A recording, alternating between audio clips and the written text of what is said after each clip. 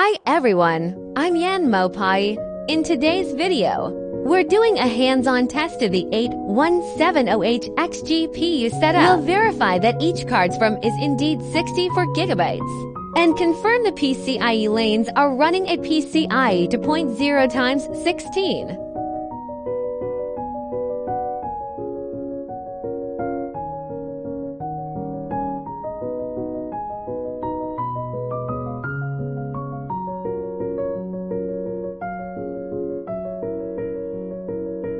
After installing all 8170HX GPS, we'll double-check the PCIe link status to ensure it's correctly set to PCIe to 0.0 times 16 across the board.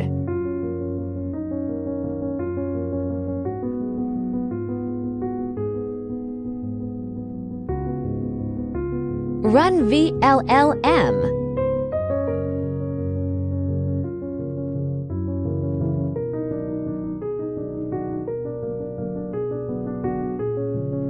QWEN 3.6 2 to 7B FP8 speed test.